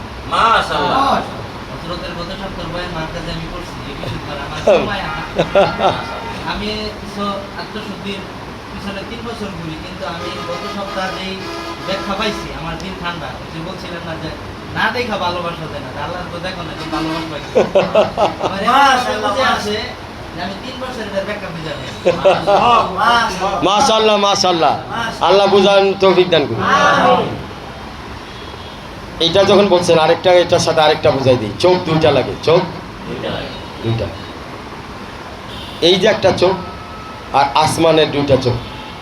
আসমানের চোখের একটার নাম হচ্ছে সূর্য, আরেকটার নাম চন্দ্র। আর এই যে আমাদের দুনিয়ার লাইনে বানানো একটা চোখ আছে, সেটার নাম লাইট। এখন এই তিনোটা যদি বন্ধ হয়ে যায়, এই চোখ অকেজো হয়ে যায়। আপনার চোখ যতই শক্তিশালী থাকে, যদি সূর্য না থাকে, চন্দ্র না থাকে, আর লাইটের বাল্ব না থাকে, আমরা রাস্তায় চলতে পারবেন না। ঠিক তেমনিভাবে আপনার রুহানি চোখ আছে, এটা আপনার, আর আল্লাহওয়ালাদের রুহানি চোখ হলো ওই সূর্য আর চন্দ্রের মতো।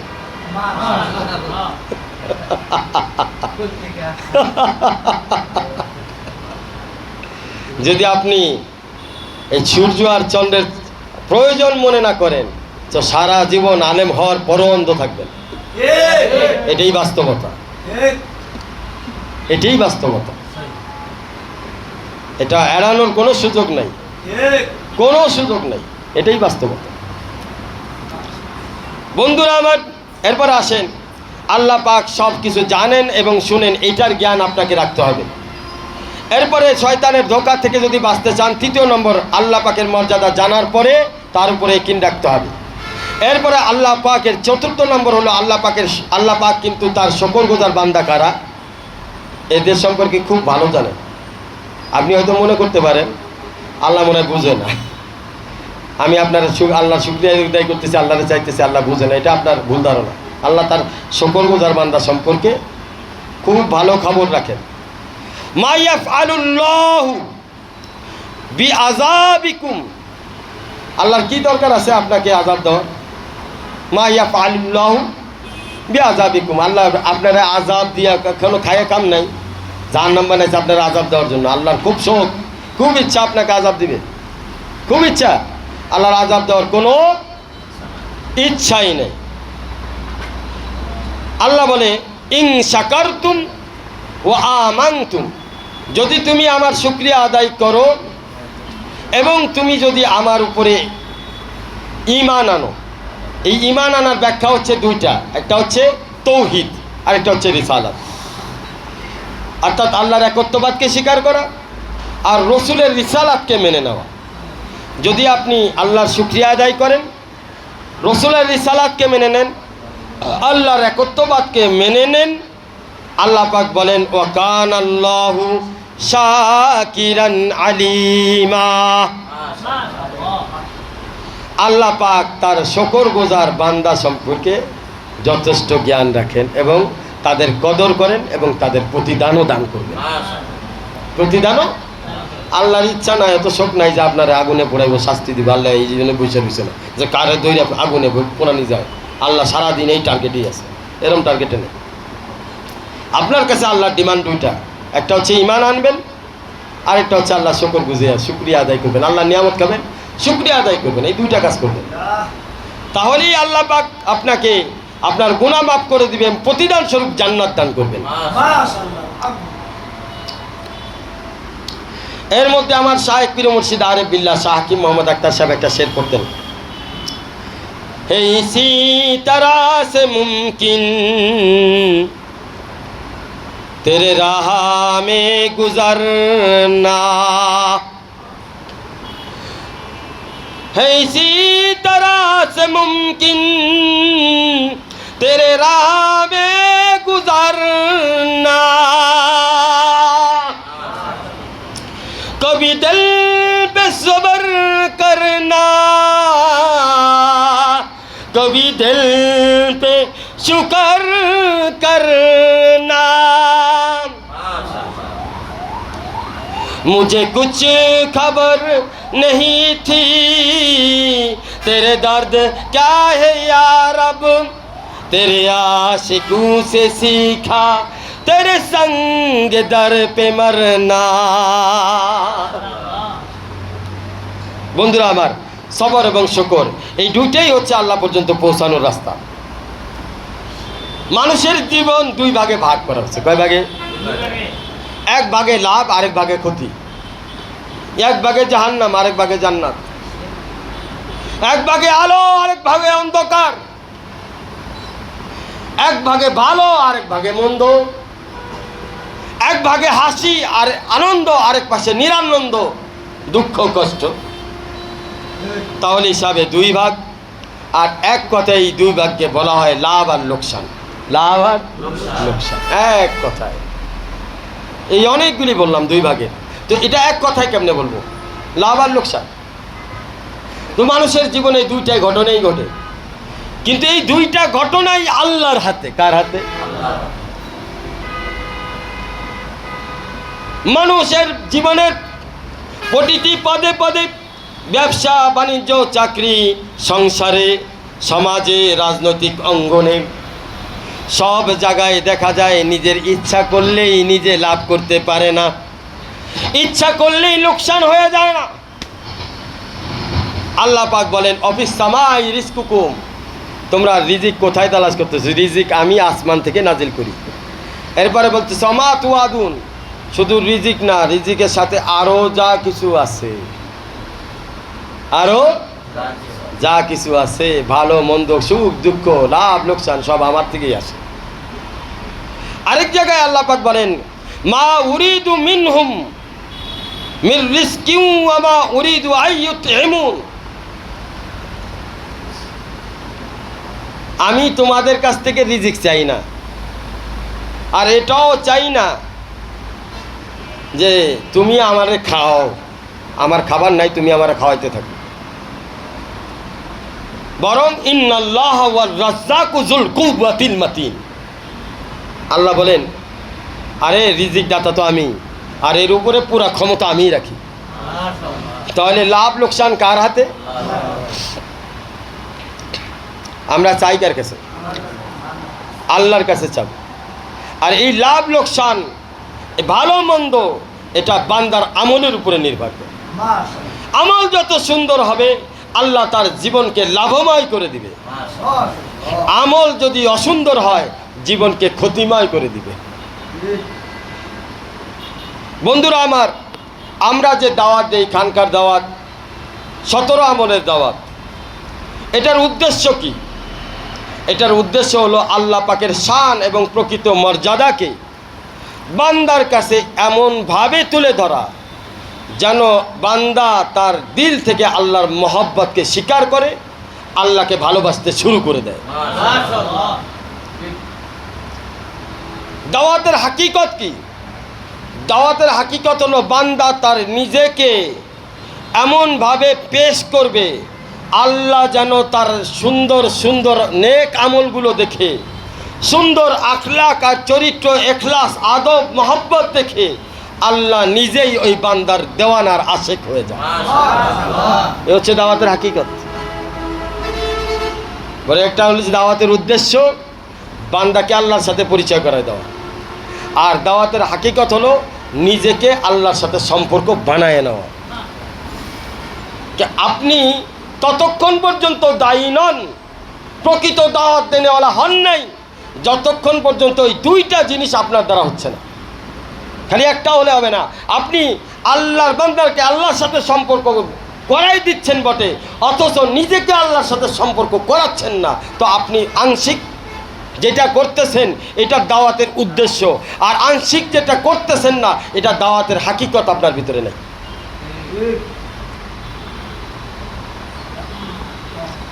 বন্ধুরা আমার, দাওয়াতের উদ্দেশ্য এবং হাকিকাত পর্যন্ত তখনই পৌঁছাবেন যখন আপনি প্রকৃতভাবে আল্লাহর আশেক হবেন, আল্লাহর পাগল হবেন, আল্লাহর দেওয়ানা হবেন।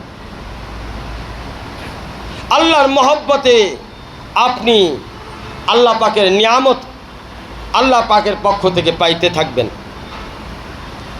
মহব্বত এমন এক নিয়ামত, এটা বান্দাকে খালি দেয় আর দেয়। কি দেয়? দেয় আর দেয়। মহব্বত, হাকিকি আশেকের জন্য আল্লাহ পাক আসমান জমিনের সমস্ত রিজিকের বন্ধ দরজাগুলো খুলে দেন। যে আশেক হবে তার জন্য আসমানের দরজা খুলবে, 7 আসমানের দরজা খুলবে, রিজিকের ভান্ডার গায়বী খাজানা আল্লাহ তার জন্য খুলে দিবে। যেখানেই যাবে সেখানেই তার জন্য সবকিছু উন্মুক্ত থাকবে। আশেক, এটার দাম অনেক, কিন্তু এটার দাম কত এটা কিন্তু বাজারে যার তার কাছে গেলে আপনি পাবেন না। এটার দাম যে জানে তার কাছে যাইতে হবে। স্বর্ণের দাম জানতে হলে স্বর্ণকারের কাছে যাইতে হবে। হীরার দাম জানতে হলে জহুরির কাছে যাইতে হবে।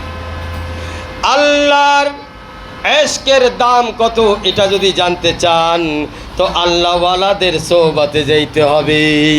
তাহলে আপনি আপনার দাম বুঝতে পারবেন, আপনার মূল্য বুঝতে পারবেন। যদি না আসেন মূল্য জীবনে বুঝতে পারবেন না, আর স্বর্ণ হীরা কিনতেও পারবেন না। ঠকে যাবেন। যার তার কাছে মূল্য যখন জানতে চাবেন সে তো জানে না। যদি কোনো ডাকাইতের খপ্পরে পড়ে যান, একেবারে উল্টাপাল্টা স্কাম করে আপনার পকেটে যা আছে, ইমান আমল যা কিছু আছে সব বাইর করে একেবারে রাস্তায় নামায় ফকির বানায় দিব। এই জন্য আমার শাহেক পীর মুর্শিদ আরিফ বিল্লাহ শাহ হাকিম মোহাম্মদ আখতার সাহেব नब्बर अल्लाह मरकदा बोलें, इश्क जिसका इमाम होता है राह में तेज तार होता है, उसका बड़ा नाम होता है, उसका बड़ा मकाम होता है। जे जे इश्क अल्लाह पाकेर मोहब्बत के इमाम बनाइलो से बड़ो मकाम पाए गेल, बड़ो नाम पाए गेल। जे नाम आल्लाहर साथे सम्पर्कयुक्त, আর তার গতি সাধারণ গতি না, রকেটের গতি না, হাওয়ার গতি না, বিজলির গতি না, আল্লাহর গতিতে সে আল্লাহর দিকে অগ্রসর হইতে থাকবে। তাই গতি বলছে ফাফিরু ইলাল্লাহ, আল্লাহ কয় আমার দিকে আয়, দৌড়ায়া গতি আমি তো বাড়াই দিব, গতি আমি, কারণ আমি কইছি দৌড়ায় আমার কাছে, দৌড়ায়া। আল্লাহর গতি কি? বান্দা যখন এক হাত আল্লাহর দিকে অগ্রসর হয় আল্লাহ তাআলার সাথে সাথে 2 হাত অগ্রসর হয়, তাহলে আল্লাহর গতি ডবল। বান্দার গতি যদি সিঙ্গেল হয় আল্লাহর গতি ডবল হয়ে যায়।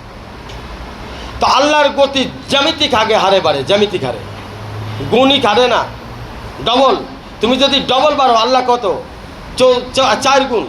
মানে তুমি যদি 2 কদম বাড়ো আল্লাহ সাথে সাথে কয় কদম? 4 কদম। তুমি 4 কদমে গেলে আল্লাহ কয় কদমে? 8 কদমে, 6 কদমে না, ডবল। আর তুমি যদি 8 কদমে আসো আল্লাহ কত? 16 কদমে। তুমি যদি 16 কদমে যাও আল্লাহ কত? 32 কদমে আল্লাহ। তুমি 64 কদমে হইলে আল্লাহ কত? 128। এবার বুঝো গতির মাপ কত। এইবার শুধু এই জায়গায় থামে থাকে নাই, আল্লাহ তার বান্দারে বলতেছে তুমি যদি আমার কাছে দৌড়াইয়া আসো আমার রহমত এর থেকে গতিতে আইসা তোমার কোলে তুলে নিবে। তুমি যদি হাইটা আসো আমার রহমত দৌড়ায় তোমার কাছে যাবে। তো বন্ধুরা আমার, আল্লাহকে চিনতে পারছেন তো? এই জন্য এশকে ইমাম বানান, আল্লাহর আশেক হন, দুনিয়াতেও ফায়দাবান হবেন, আখিরাতেও ফায়দাবান হবেন।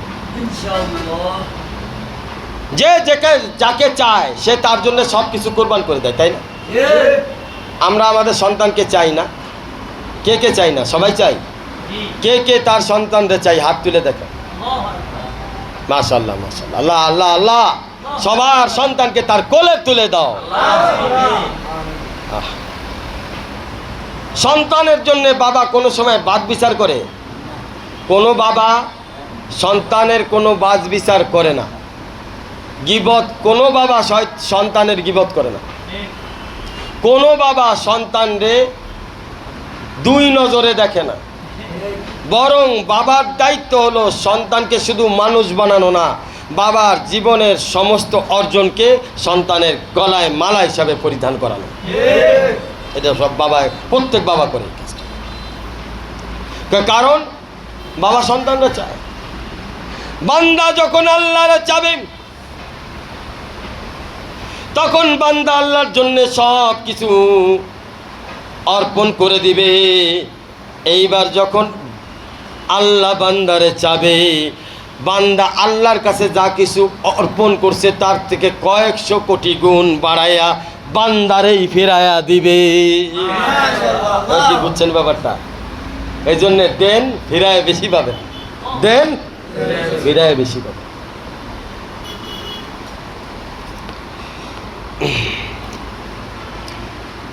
এই জন্য একটা কবিতা, मोहब्बत में बराबर हो अफा हो कि जफा हो, हर चीज में लज्जत है अगर दिल में मजा हो। সন্তান অনেক সময় গাইল পরে উল্টাপাল্টা কথা কয়, কয় না গো? অনেক সময় কথা শুনে না, মারে উল্টাপাল্টা কথা কয়। আমরা যারা সন্তান আমরা তো ভালোই বুঝি, মারে মাঝে মাঝে কী কই, বাবারে কী কই। বাবা আয়সা উড়াই দেয়, মা কাইন্দা উড়াই দেয়, বাবা আর মায় কাইন্দা উড়ায়, আর মনে রাখে না। কথা ঠিক কিনা? তো মোহাব্বত মে বরাবর হে, ভালোবাসেন চাই গালাগালি করেন, মা এটা মা বাপ এটাকে মনে রাখে না। কারণ মা বাপ সন্তানকে ভালোবাসে, আর ভালোবাসার দাবি হলো আমার সন্তান যেমনই হোক আমারই সন্তান। আমার সন্তান কালো হোক, চাই সাদা হোক, চাই বাইটা হোক, চাই লম্বা হোক, আমার সন্তান আমার কাছে রাজপুত্র, আমার মেয়ে আমার কাছে শাহজাদি। কথা ঠিক কিনা বলেন? চেয়ার হয়েছে কাইল্লা, দেখতে ভালো লাগে না, বাপে কয় কাইল্লা করবে না, আমার কাছে এটাই শাহজাদা, এটাই। এটা মহব্বতের দাবি। মহব্বত যে যারে করে সে তার গুণ বিচার করে না, কারণ মহব্বতের দাবি হলো গুণ দেখা যাবে না, মহব্বতকে নিভাইতে হয়, মহব্বতকে নিভাইতে হয়, মহব্বতকে পালন করতে হয়, মহব্বতকে উদযাপন করতে হয়, মহব্বতকে উৎসব হিসেবে নিতে হয়, উৎসব উৎসব হিসেবে নিতে হয়। ঠিক আছে না? মহব্বতের মাহফিল হয়, মহব্বতের আয়োজন হয়, মহব্বত বিয়োজন হয় না, মহব্বত বিয়োজন হয় না। বন্ধুরা আমার, মহব্বত তিতাকে মিঠা বানায়, তিতাকে আজ মহব্বত শির শক্কর মি সওয়াদ, শির শক্কর আজ মহব্বত জানম তামাম। মহব্বত কেউ যদি তিতা খাওয়ায় ওটা ভিতরে গেলে মিঠা হয়ে যায়। কি হয়ে যায়? তিতা ফল বিবিরে দিছেন, তিতা ফলের আচার মিঠা বানায় ফেলাইছে, তিতা ফলের আচার মিঠা বানায় ফেলাইছে, চিনি দিয়া গুড় দিয়া মিঠা বানাইছে। কিরি কেমনে? কয় তোমার তিতা ফল মিঠা বানানি আমার কাম, কারণ আমি তোমার মহব্বত করি। কারণ আমি বান্দা যখন তিতা হয়ে যায়, বান্দার সাথে আল্লাহর মহব্বতের গুণে আল্লাহ তাআলা তার জীবনকে মিঠা বানায়া দেয়। বান্দা যখন জিকির করে, আমল করে, বান্দা যখন আল্লাহকে ভালোবাসে, ভালোবাসার বরকতে তার তিতা জীবনকে মিঠা বানায়া দেয়, তিতা জীবনকে মিঠা বানায়। এই জন্য মহব্বতে আছে, সব পাওয়া যাবে। মহব্বত মানুষকে আল্লাহর নিকটবর্তী করে। দুনিয়াদাররা সময় দিতে চায় না। ডাক্তারের কাছে যান, নির্দিষ্ট সময়ে যাওয়া লাগবে। হাসপাতালে যান, আগে টিকিট কাটা লাগবে, সিরিয়াল ধরা লাগবে। উকিলের কাছে যান, সব সময় না, সপ্তাহে 2 দিন খোলা থাকে চেম্বার, ওই 2 দিনই যাওয়া লাগবে। আগে টাকা পাঠায় দেওয়া লাগবে, তারপরে সিরিয়াল পাবেন। রাজনৈতিক কোনো লোকের কাছে যান, 1-10 সপ্তাহ না, 6 মাস জুতা ক্ষয় করতে হবে, এরপরে যদি দেখা করতে পারেন। আর আল্লাহ পাক বান্দাকে মহব্বত করে। কেমন মহব্বত? আল্লাহ বলে, ইজা সালাকা ইবাদি আন্নি ফা ইন্নী করিব। আল্লাহ কয়, বান্দা যখন আমার কাছে চায় আমি বান্দার তখনই কাছেই থাকি, বসেই থাকি। কখনো বান্দা আমার কাছে চাবে, আল্লাহর কাছে কোনো সিরিয়াল ধরা লাগে না, টিকিট কাটা লাগে না, সময় নেওয়া লাগে না, আল্লাহর ডাকলেই আল্লাহ জবাব দেয়। কথা ঠিক কিনা?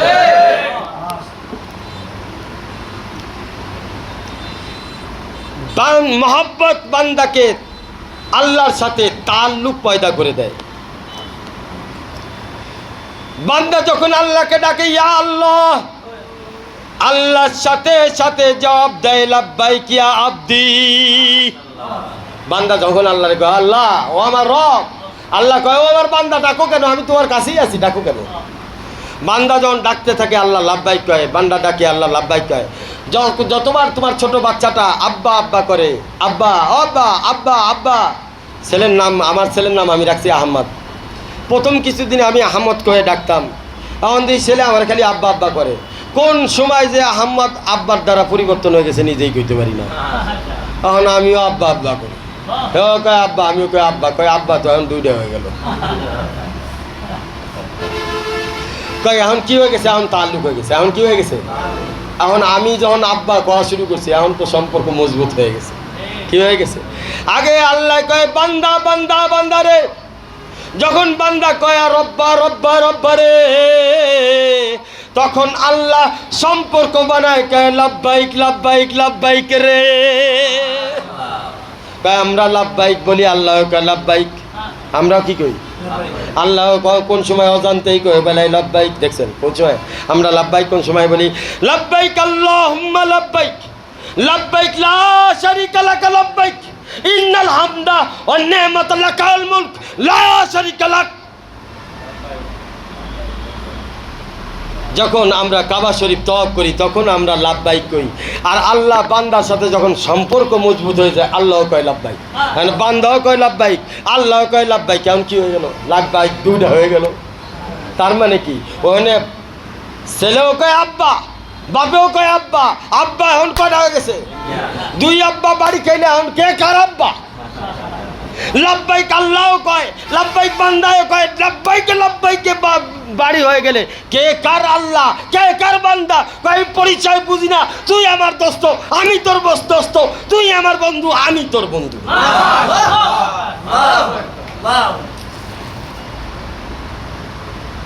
আল্লাহ রে বুঝবা না, আমি বোঝায় খাওয়াই সারা দিন, খালি একটু শোনো, অপেক্ষা করো। এইবার আসেন রসুল সাল্লাল্লাহু আলাইহি ওয়াসাল্লামের জামানায় জুবাইর বিন আওয়াম রাদিয়াল্লাহু তাআলা আনহু, উনি এক সাহাবী ছিলেন, উনি আমানতদার ছিলেন, যার কারণে সবাই তার কাছে অনেক টাকা পয়সা রাখতো।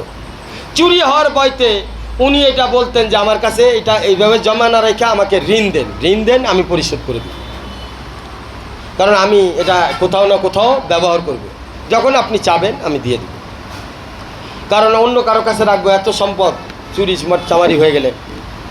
কিন্তু আল্লাহর ইচ্ছা কি কোনো এক ব্যবসায় বড় ধরনের লস খাইছে, লস খাওয়ার কারণে এই সাহাবী 22 লক্ষ দিরহাম ঋণদার হয়ে গেছে, দিতে পারতেছে না।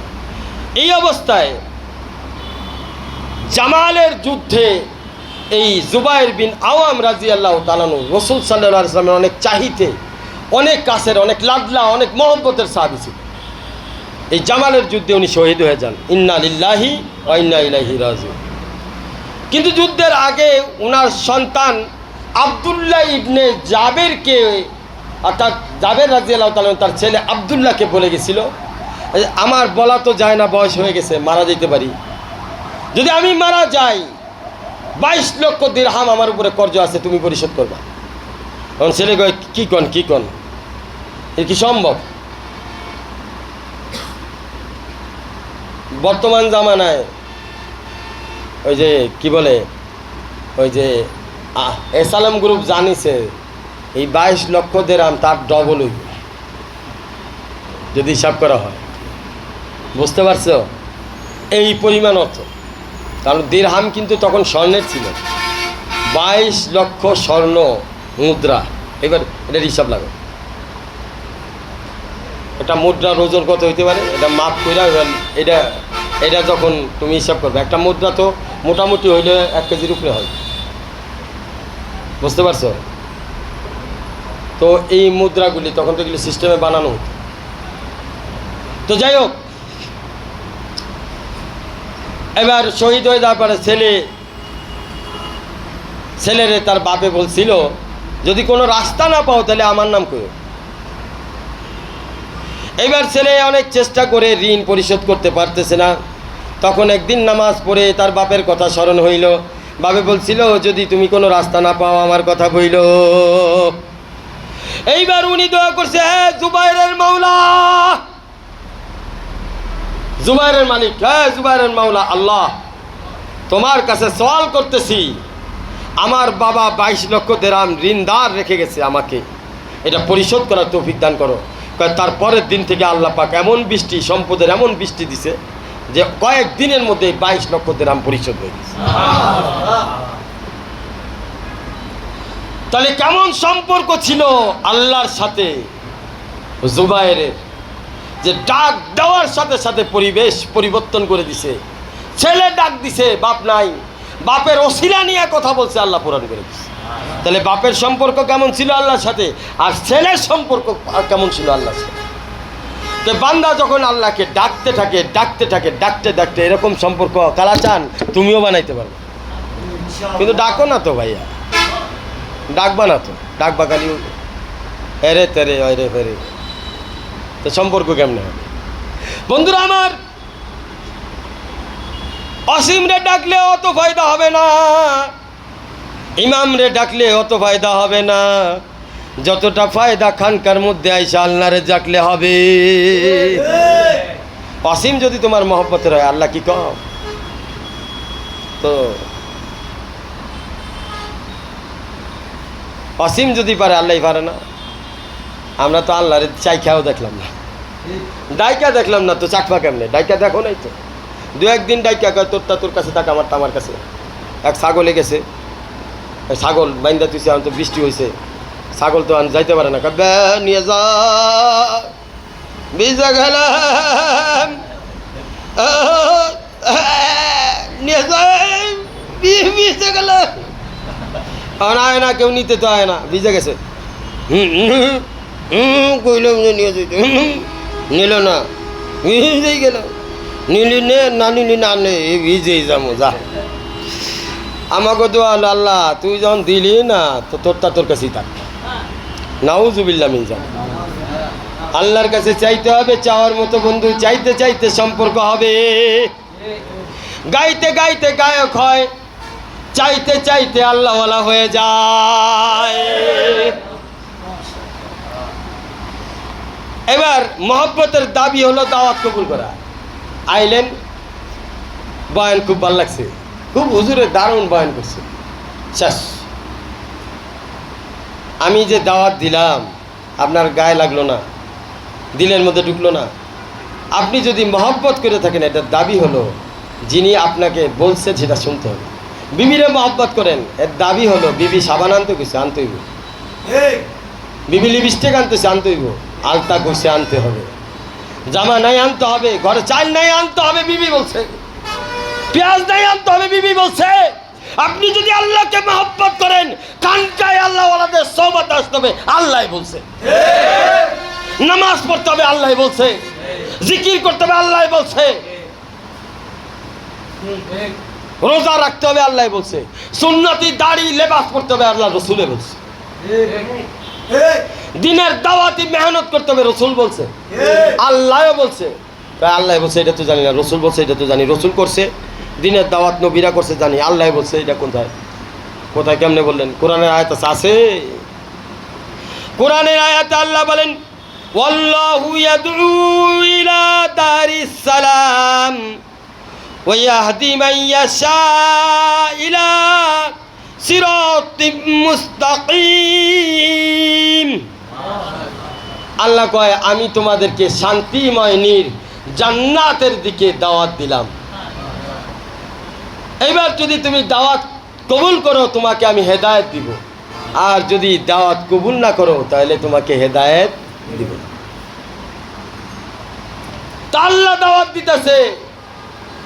শাইখে নয়নপুর আরেফ বিল্লাহ হযরত মাওলানা মুফতি শাহ মোহাম্মদ কাউসার জামানের জবান হয়ে কথা বলতেছে। কয় জবান হয়ে কথা কেমনে বললো? কি একটু আগে আয়াত শুনাইলাম না? আয়াত কার জবান হয়ে হয়েছে? আয়াত আল্লাহর। জবান কার? শুনলেন কার মাধ্যমে? শাইখের মাধ্যমে। এখন মহব্বতের দাবি যেমন বিবির কথা শুনতে হবে, মহব্বতের দাবি আল্লাহর কথা শুনতে হবে। যদি আল্লাহর কথা শুনেন না, বিবি থাকবে না, বিবির কথাও শুনেন না। যদি আল্লাহর কথা না শুনেন, মহব্বতের দাবি রাখেন না রাখেন, তাহলে আপনি আপনার সন্তানের কথা শুনেন না। যদি আপনি আল্লাহর মহব্বতের দাবি না রাখেন, আল্লাহর দাওয়াত কবুল না করেন, তাহলে আপনার মা বাপের দাওয়াত কবুল করেন না। আপনার চাচা চাচি মাঝে মাঝে দাওয়াত করে না, কবুল করবেন না। কারণ আপনি হলেন জালেম, জালেম শয়তান। আপনি শয়তান থেকেও আদম। বিবিটা মহব্বতের দাবি হিসেবে পূরণ করেন, মাটা মহব্বতের দাবি হিসেবে পূরণ করেন, কবুল করেন। সন্তানেরটা মহব্বতের দাবি হিসেবে কবুল করেন, চাচা চাচিরটাও কবুল করেন, নানা নানিরটাও কবুল করেন, দাদা দাদিরটাও কবুল করেন। তা আল্লাহ দোষটা করলো কি? আল্লাহর উপরে জুলুম কেন করতেছেন? আল্লাহর কি হক নেই মহব্বতের দাবি করার? আপনি আল্লাহরে গোড়ার ডিম চিনছেন, চিনেনই নাই, তাহলে আপনার সমস্যা আল্লাহ কেন সমাধান করব? তারপরও আল্লাহর ওলিদের কাছে যখন আসেন, ওলিদের খাতিরে কথা মাইনে না কি? আল্লাহরে চিনেন, আল্লাহ কত এত জুলুম আল্লাহর উপরে আপনি করছেন, তারপরও মাফ করে দেন। ওলিদেরও ছিলা আপনারা যারা জানেন আমার সম্পর্কে, এটা বুঝতে হয় কারো বাকি নেই। বন্ধুরা আমার, সর্বশেষ আমার আলোচনার আজকে শেষ প্রেক্ষাপট হলো শায়েকের ওসিলায় কি হয়। নফসে বুতা মিটায়া দেখায়া জমালে হক, आँखों को मेरा आँख, दिल को मेरा दिल बना दिया। আল্লাহ ওয়ালাদের সোহবতে নফস মিটে যায়, দিল আর আল্লাহ পাকে নূর দিলের মধ্যে ঢুকে, দিল সূর্যের মতো নূরওয়ালা আলোকিত হয়ে যায়। আল্লাহ ওয়ালাদের সোহবতে চোখ গুনাহ থেকে বেঁচে যায়, আর চোখ আল্লাহ পাকের নূরের তাজাল্লিতে নূরওয়ালা হয়ে যায়, আর দিল আল্লাহ পাকের ইশকের মারকাজ হয়ে যায়। বন্ধুরা আমার, আসেন আমরা সব ভেদাভেদ ভুলে যাই। খানকা ইমদাদিয়া মারকাজুল হক খুদ্দামউদ্দিন 17 আমলের ডাক দিয়েছে। আসেন এই 17 আমলকে বুকে ধারণ করি, আর একসাথে একযোগে আওয়াজ দেই, নারায়ে তাকবীর। 17 আমল, 17 আমল। জিন্দাবাদ, জিন্দাবাদ। মারকাজুল হক খুদ্দামউদ্দিন জিন্দাবাদ, জিন্দাবাদ। খানকা ইমদাদিয়া আক্তারিয়া জিন্দাবাদ, জিন্দাবাদ। আল্লাহ তাআলা আমাদের সকলকে আমল করার, এই কথাগুলো বোঝার তৌফিক দান করেন। 1 ঘন্টা 27 মিনিট বয়ান হয়েছে।